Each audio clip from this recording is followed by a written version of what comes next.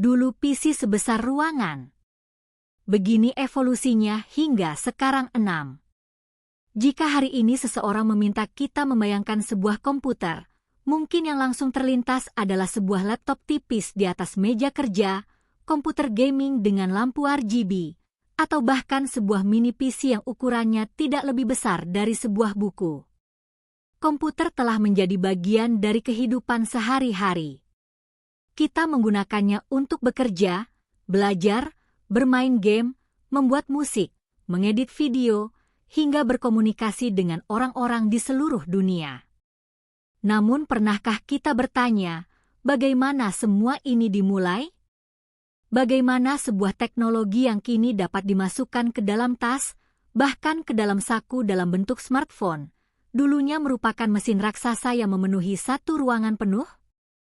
Perjalanan komputer pribadi atau personal komputer, yang lebih dikenal sebagai PC, bukan hanya kisah tentang perkembangan mesin elektronik. Ini adalah kisah tentang mimpi, persaingan, kegagalan, keberanian mengambil risiko, dan orang-orang yang percaya bahwa suatu hari nanti setiap rumah akan memiliki sebuah komputer. Pada pertengahan abad ke-20, kata komputer memiliki arti yang sangat berbeda dibandingkan sekarang.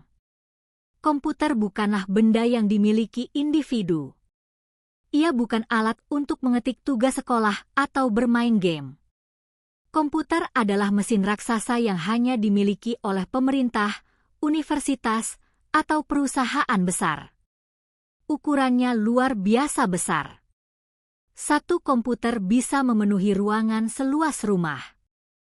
Puluhan lemari logam berjajar memenuhi laboratorium. Ribuan kabel saling terhubung. Lampu-lampu kecil berkedip tanpa henti. Suara kipas pendingin memenuhi ruangan. Panas yang dihasilkan begitu tinggi sehingga diperlukan sistem pendingin khusus agar mesin tetap dapat bekerja. Salah satu komputer paling terkenal pada masa itu adalah ENIAC yang diperkenalkan pada tahun 1946. Mesin ini memiliki berat sekitar 30 ton. Menggunakan lebih dari 18.000 tabung vakum. Menghabiskan listrik dalam jumlah yang sangat besar. Bahkan ketika dinyalakan, lampu di sekitar gedung seringkali berkedip akibat konsumsi daya yang begitu tinggi. Namun untuk ukuran zamannya, ENIAC adalah sebuah keajaiban.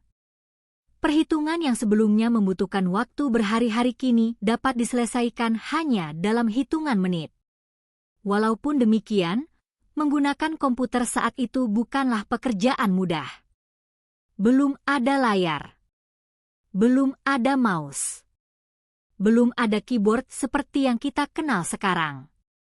Program dimasukkan dengan menyambungkan kabel, memutar sakelar, dan mengatur panel-panel secara manual. Mengubah satu program menjadi program lain dapat memakan waktu berjam-jam. Hanya para ilmuwan dan teknisi terlatih yang mampu mengoperasikannya. Masyarakat biasa bahkan hampir tidak pernah melihat komputer secara langsung. Mereka hanya membaca tentang mesin-mesin tersebut melalui surat kabar atau majalah sains. Memasuki tahun 1950-an dan 1960-an, perkembangan teknologi mulai memperlihatkan harapan baru. Penemuan transistor menggantikan tabung vakum yang besar dan boros listrik. Komputer menjadi lebih kecil, lebih cepat, lebih andal, lebih hemat energi. Kemudian hadir sirkuit terpadu atau integrated circuit yang memungkinkan ratusan komponen elektronik dipasang dalam satu chip kecil. Setiap penemuan membuat ukuran komputer semakin menyusut. Namun harganya masih sangat mahal. Sebuah komputer dapat bernilai setara beberapa rumah. Karena itu, hanya perusahaan besar dan lembaga pemerintah yang mampu membelinya. Di sisi lain, muncul sekelompok anak muda yang mulai memiliki mimpi berbeda. Mereka percaya bahwa komputer tidak seharusnya hanya dimiliki perusahaan besar. Komputer seharusnya dapat digunakan oleh siapa saja. Oleh pelajar, guru, penulis, musisi, pebisnis kecil, bahkan keluarga biasa di rumah. Gagasan itu terdengar gila. Banyak orang menganggap tidak ada alasan bagi masyarakat umum untuk memiliki komputer. Untuk apa komputer di rumah? Bukankah itu hanya alat hitung milik ilmuwan? Pertanyaan itu terus muncul sepanjang akhir tahun 1960-an. Namun revolusi diam-diam sedang terjadi. Perkembangan mikroprosesor menjadi titik balik yang mengubah segalanya. Pada awal tahun 1970-an, para insinyur berhasil menempatkan seluruh unit pemrosesan komputer ke dalam satu chip kecil. Apa yang sebelumnya memenuhi satu lemari kini dapat dipadatkan menjadi komponen yang cukup kecil untuk digenggam. Penemuan ini membuka peluang yang belum pernah ada sebelumnya. Komputer tidak lagi harus sebesar ruangan. Ia dapat dibuat cukup kecil untuk diletakkan di atas meja. Di berbagai kota di Amerika Serikat, muncul komunitas pecinta elektronik yang berkumpul untuk berdiskusi tentang masa depan komputer. Mereka bukan perusahaan besar. Sebagian hanyalah mahasiswa. Sebagian lagi teknisi. Ada yang bekerja di perusahaan elektronik pada siang hari, lalu bereksperimen di garasi rumah pada malam hari. Mereka membongkar komponen, merakit papan sirkuit, dan membayangkan dunia di mana setiap orang memiliki komputer sendiri. Salah satu momen paling penting terjadi pada tahun 1975 ketika sebuah komputer kit bernama Altair 8800 diperkenalkan. Komputer ini dijual dalam bentuk paket rakitan. Pembeli harus merakitnya sendiri. Altair bahkan tidak memiliki layar maupun keyboard. Pengguna memasukkan data melalui saklar kecil di bagian depan. Hasilnya ditampilkan menggunakan lampu-lampu LED. Bagi masyarakat umum, perangkat itu tampak aneh. Namun bagi para penggemar teknologi, Altair adalah awal dari sebuah revolusi. Untuk pertama kalinya, komputer dapat dimiliki oleh individu. Walaupun masih sederhana, Altair membuktikan bahwa konsep komputer pribadi benar-benar mungkin diwujudkan. Berita tentang Altair menyebar dengan cepat. Majalah komputer mulai bermunculan. Komunitas pengguna semakin berkembang. Di salah satu pertemuan komunitas komputer di California, hadir dua anak muda yang kelak mengubah sejarah dunia. Steve Jobs dan Steve Wozniak. Keduanya memiliki mimpi yang sama.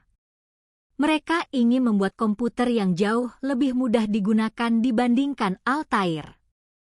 Komputer yang tidak hanya dipahami oleh teknisi, tetapi juga oleh masyarakat biasa.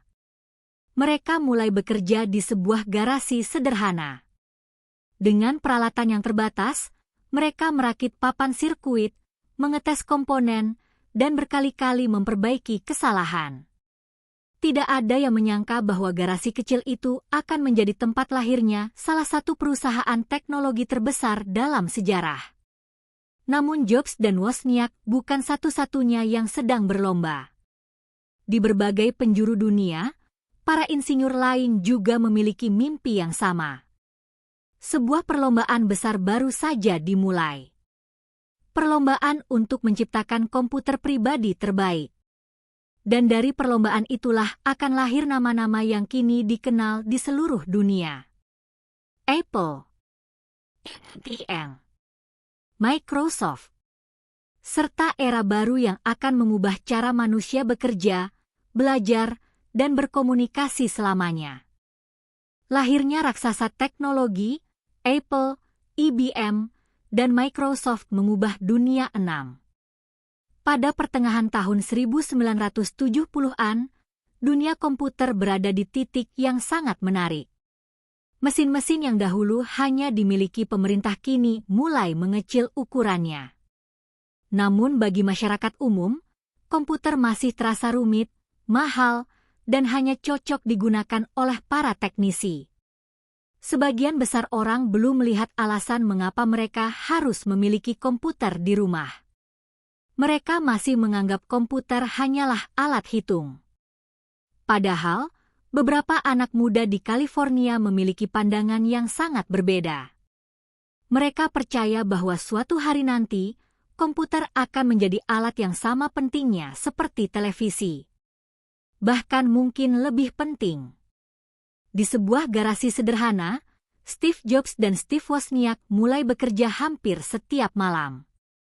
Wozniak adalah seorang insinyur berbakat.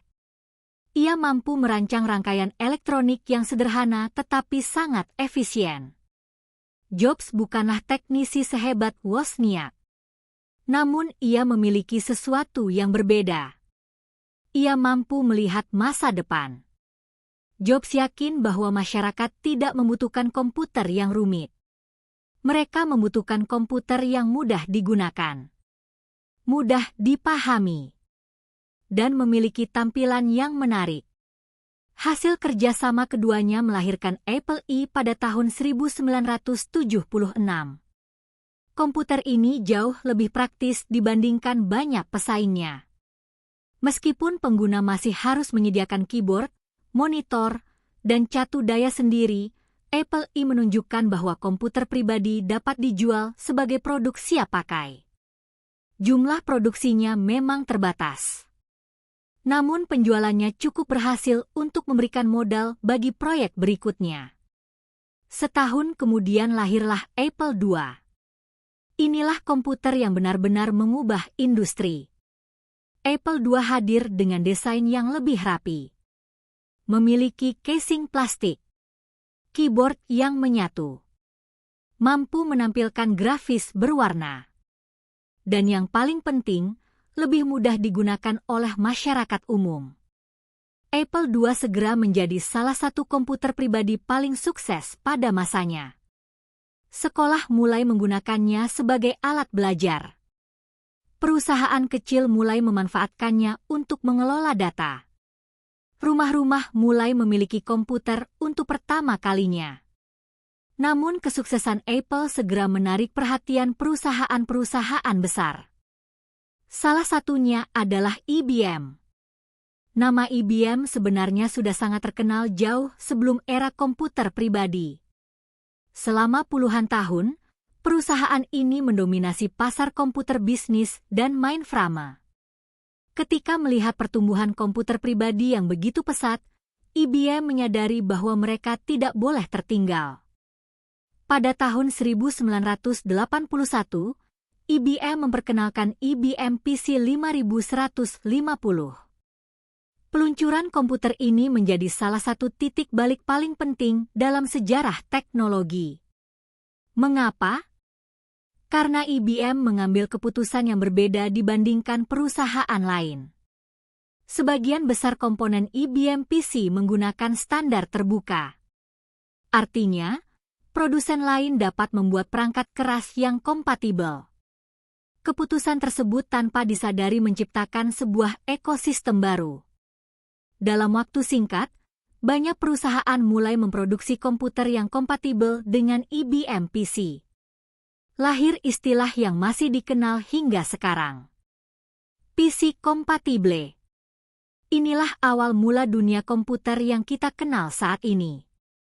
Namun sebuah komputer tidak akan berguna tanpa perangkat lunak. Disinilah muncul seorang pemuda bernama Bill Gates. Sejak remaja, Gates telah menunjukkan ketertarikan luar biasa terhadap pemrograman komputer. Bersama Paul Allen, ia mendirikan sebuah perusahaan kecil bernama Microsoft. Awalnya, Microsoft membuat bahasa pemrograman untuk berbagai komputer. Namun kesempatan terbesar datang ketika IBM membutuhkan sistem operasi untuk komputer barunya. Menariknya, Microsoft sebenarnya belum memiliki sistem operasi sendiri. Namun Bill Gates melihat peluang besar. Ia memperoleh lisensi sistem operasi yang kemudian dikembangkan menjadi MS-DOS. IBM menggunakan sistem operasi tersebut pada komputer mereka. Sementara Microsoft tetap mempertahankan hak untuk menjualnya kepada produsen lain. Keputusan bisnis itu menjadi salah satu langkah paling cerdas dalam sejarah industri teknologi. Ketika perusahaan-perusahaan lain mulai membuat komputer yang kompatibel dengan IBM PC, mereka juga membutuhkan sistem operasi. Microsoft siap menyediakan jawabannya. Dalam beberapa tahun, MS-DOS menjadi standar dunia komputer pribadi. Setiap komputer yang dijual semakin memperkuat posisi Microsoft. Sementara itu, persaingan antara Apple dan Microsoft mulai terlihat jelas. Apple memilih mengendalikan seluruh produknya. Mereka merancang perangkat keras sekaligus perangkat lunak agar bekerja secara terpadu. Sebaliknya, Microsoft fokus membuat perangkat lunak yang dapat digunakan oleh banyak produsen komputer. Dua filosofi yang sangat berbeda. Namun keduanya sama-sama berhasil. Memasuki pertengahan tahun 1980-an, dunia komputer berkembang sangat cepat. Monitor yang dahulu hanya menampilkan teks mulai mampu menampilkan grafis berwarna. Hard disk semakin besar. Memori semakin murah. Printer mulai digunakan secara luas. Komputer perlahan menjadi alat kerja utama di berbagai perusahaan. Kemudian Apple kembali membuat gebrakan. Pada tahun 1984, mereka memperkenalkan Macintosh. Komputer ini memperkenalkan antarmuka grafis atau Graphical User Interface kepada masyarakat luas. Pengguna tidak lagi harus mengetik perintah melalui layar hitam. Mereka dapat mengklik ikon menggunakan sebuah perangkat baru. Mouse.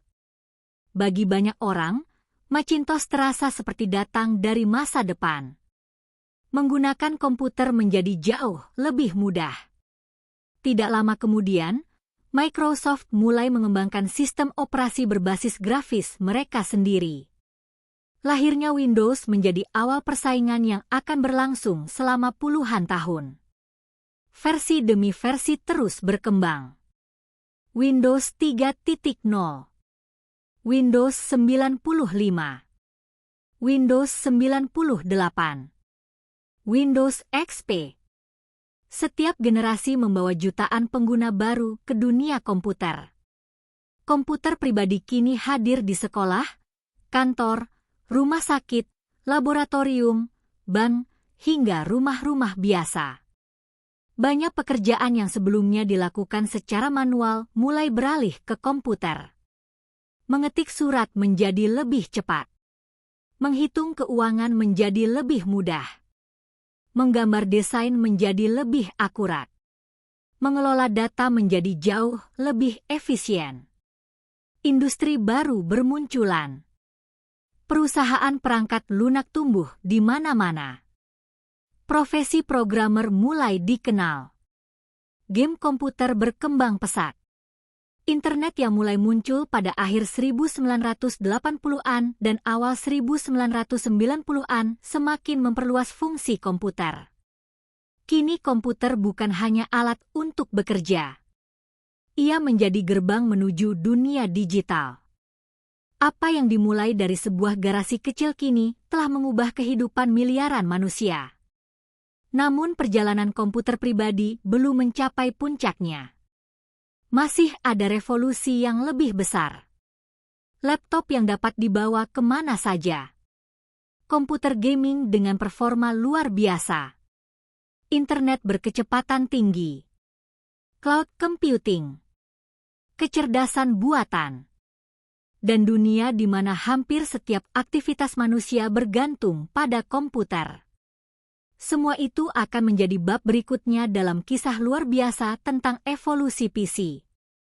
PC menaklukkan dunia, dari Windows hingga era gaming dan Internet 6. Menjelang awal tahun 1990-an, komputer pribadi tidak lagi dianggap sebagai barang mewah. Harga komponen elektronik terus menurun, kemampuan perangkat keras meningkat dengan sangat cepat, dan semakin banyak perusahaan mulai menggunakan komputer sebagai alat utama untuk menjalankan bisnis mereka.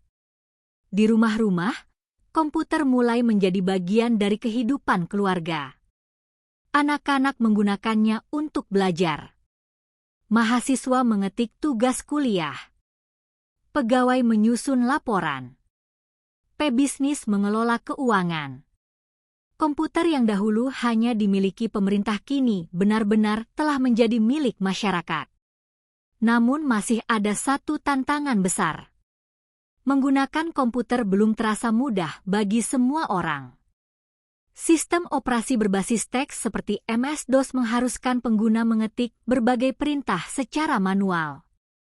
Kesalahan satu huruf saja dapat membuat perintah gagal dijalankan.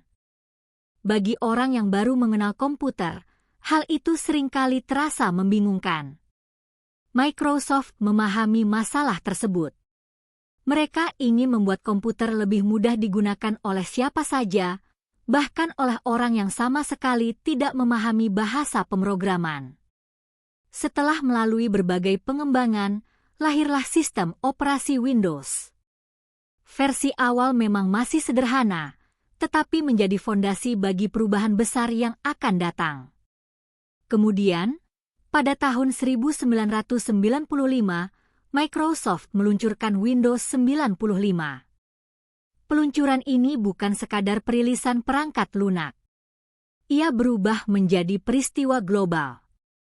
Toko-toko komputer dipenuhi antrean pembeli. Media massa memberitakannya secara luas. Iklan Windows 95 muncul di televisi, surat kabar, hingga papan reklame.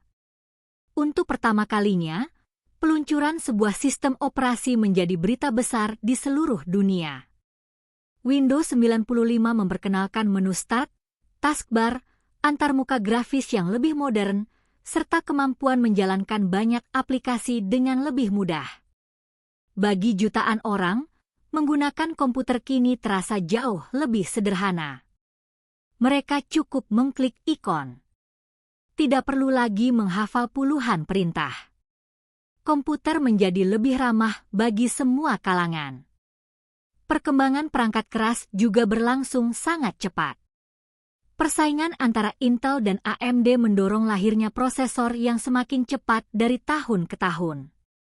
Kecepatan yang dahulu hanya diukur dalam hitungan megahertz kini meningkat menjadi gigahertz. Komputer mampu menjalankan lebih banyak tugas secara bersamaan. Pekerjaan yang sebelumnya membutuhkan waktu berjam-jam kini dapat diselesaikan hanya dalam beberapa menit. Tidak hanya prosesor yang berkembang. Kapasitas hard disk meningkat secara drastis. Jika pada awalnya hanya mampu menyimpan beberapa megabita data, kini kapasitasnya mencapai gigabita, lalu terabita. Teknologi penyimpanan juga berubah. Hard disk mekanis perlahan mulai ditemani, bahkan digantikan oleh SSD yang jauh lebih cepat. Komputer terasa lebih responsif. Waktu menyalakan sistem yang dahulu memerlukan beberapa menit kini hanya beberapa detik. Sementara itu, internet mulai menyebar ke seluruh dunia. Inilah revolusi yang mengubah fungsi komputer untuk selamanya. Sebelumnya, komputer adalah alat yang bekerja sendiri. Data disimpan di dalam perangkat. Komunikasi dilakukan secara terbatas. Namun internet menghubungkan jutaan komputer menjadi satu jaringan global. Orang-orang mulai mengirim email, membuka situs web, mencari informasi, berbelanja secara daring, bahkan bekerja dari lokasi yang berbeda. Komputer berubah menjadi gerbang menuju dunia. Perubahan ini melahirkan perusahaan-perusahaan teknologi baru. Mesin pencari memudahkan pengguna menemukan informasi. Toko daring mengubah cara masyarakat berbelanja. Media sosial mempertemukan orang-orang dari berbagai negara. Semua aktivitas tersebut berpusat pada komputer pribadi. Di sisi lain, dunia hiburan juga mengalami perubahan besar. Game komputer berkembang sangat pesat. Pada awalnya, permainan hanya terdiri dari grafis sederhana dengan warna yang terbatas. Namun perkembangan kartu grafis mengubah segalanya. Perusahaan seperti Nvidia dan ATI, yang kemudian menjadi bagian dari AMD, berlomba menciptakan GPU dengan kemampuan luar biasa. Grafis 3 dimensi menjadi semakin realistis. Efek cahaya, bayangan, pantulan air, kabut. Semuanya ditampilkan dengan kualitas yang semakin mendekati dunia nyata. Lahir komunitas baru. Para gamer PC. Mereka tidak sekadar membeli komputer. Mereka merakitnya sendiri. Memilih prosesor terbaik. Menentukan kartu grafis paling bertenaga. Menambah kapasitas RAM. Menggunakan sistem pendingin yang lebih canggih. Setiap komponen dipilih untuk mendapatkan performa terbaik. Merakit PC berubah menjadi hobi sekaligus kebanggaan. Tidak ada dua komputer yang benar-benar sama. Setiap pengguna dapat membangun komputer sesuai kebutuhan mereka. Untuk bermain game, mengedit video, membuat animasi, merancang bangunan, mengembangkan perangkat lunak, atau melakukan penelitian ilmiah. Inilah salah satu kelebihan terbesar komputer pribadi. Fleksibilitas. Sementara laptop juga mengalami perkembangan yang luar biasa. Komputer yang dahulu hanya dapat digunakan di atas meja kini dapat dibawa kemana saja. Mahasiswa membawanya ke kampus. Pebisnis menggunakannya saat bepergian. Jurnalis menulis berita langsung dari lokasi kejadian. Laptop membuat produktivitas tidak lagi terikat oleh ruang. Kemudian muncul jaringan internet nirkabel. Wi-Fi. Pengguna tidak lagi bergantung pada kabel jaringan. Mereka dapat bekerja dari kafe, perpustakaan, bandara, atau taman kota. Komputer menjadi semakin bebas. Memasuki dekade 2010-an, cloud computing mulai berkembang. Data tidak lagi harus disimpan di dalam hard disk. Dokumen dapat diakses dari mana saja selama tersedia koneksi internet. Komputer berubah dari perangkat yang berdiri sendiri menjadi bagian dari ekosistem digital global. Kemudian hadir kecerdasan buatan. Apa yang dahulu hanya menjadi bahan cerita fiksi ilmiah mulai menjadi kenyataan. Komputer kini mampu mengenali wajah, menerjemahkan bahasa, membuat gambar, menulis teks, menganalisis data dalam jumlah yang luar biasa besar. Kemampuan yang dahulu membutuhkan tim manusia kini dapat dilakukan dalam hitungan detik. Namun semua perkembangan luar biasa itu memiliki akar yang sama. Komputer pribadi. Tanpa lahirnya PC, mungkin internet tidak akan berkembang secepat sekarang. Tidak akan ada industri game modern. Tidak akan ada pekerjaan jarak jauh. Tidak akan ada revolusi digital seperti yang kita alami hari ini. Perjalanan komputer pribadi telah mengubah hampir setiap aspek kehidupan manusia. Dan perubahan itu masih terus berlangsung. Karena masa depan PC ternyata masih menyimpan banyak kejutan yang bahkan belum kita bayangkan. Masa depan komputer pribadi, akankah PC tetap menjadi raja teknologi? 6. Perjalanan komputer pribadi adalah salah satu kisah paling luar biasa dalam sejarah teknologi. Dalam waktu kurang dari 1 abad, manusia berhasil mengubah mesin raksasa seberat puluhan ton menjadi perangkat ringkas yang mampu diletakkan di atas meja, dibawa di dalam tas, bahkan memiliki kemampuan jutaan kali lebih cepat dibandingkan komputer pertama di dunia. Apa yang dahulu hanya dimiliki pemerintah dan laboratorium penelitian, kini berada di rumah, sekolah, kantor, hingga kafe. Namun perkembangan komputer pribadi tidak berhenti sampai di sana. Setiap tahun, teknologi terus bergerak maju dengan kecepatan yang semakin sulit diikuti. Prosesor menjadi lebih cepat.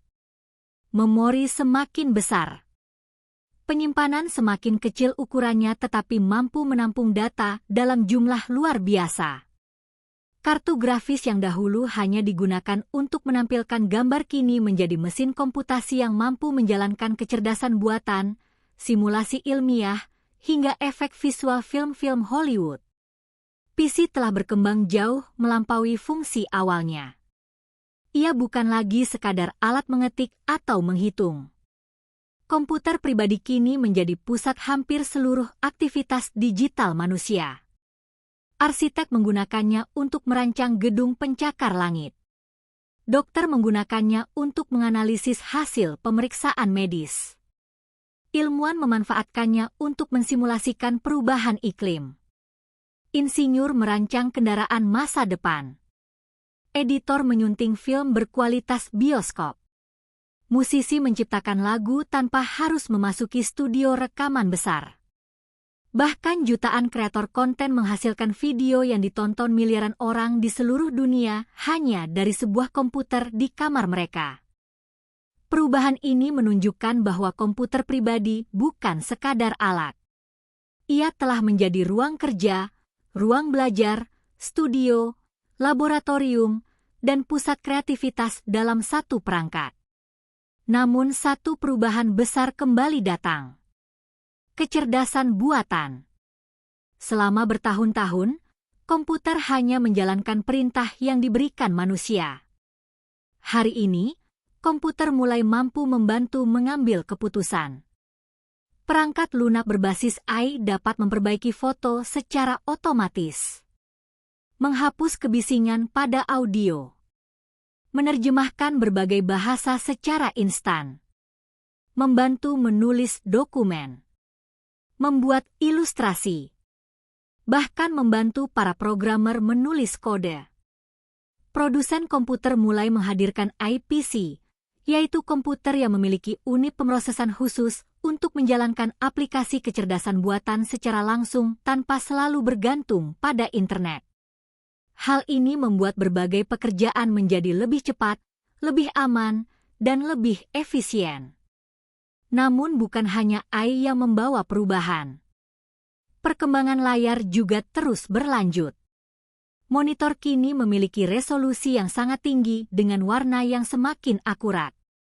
Refresh rate yang dahulu hanya 60 Hz kini meningkat menjadi 144 Hz, 240 Hz, bahkan lebih tinggi. Bagi para gamer, perubahan ini menghadirkan pengalaman bermain yang jauh lebih mulus. Bagi para desainer dan editor video, kualitas warna yang presisi menjadi bagian penting dalam pekerjaan sehari-hari.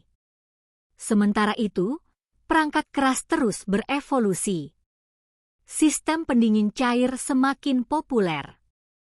Prosesor memiliki jumlah inti yang jauh lebih banyak dibandingkan satu dekade lalu. GPU berkembang menjadi mesin komputasi yang tidak hanya digunakan untuk bermain game, tetapi juga untuk melatih model kecerdasan buatan dan melakukan simulasi ilmiah yang sangat kompleks. Di sisi lain, dunia mulai melirik teknologi yang mungkin akan menjadi lompatan berikutnya. Quantum computing. Berbeda dengan komputer biasa yang bekerja menggunakan bit bernilai 0 atau 1, komputer kuantum memanfaatkan sifat unik mekanika kuantum untuk melakukan perhitungan tertentu dengan cara yang sangat berbeda.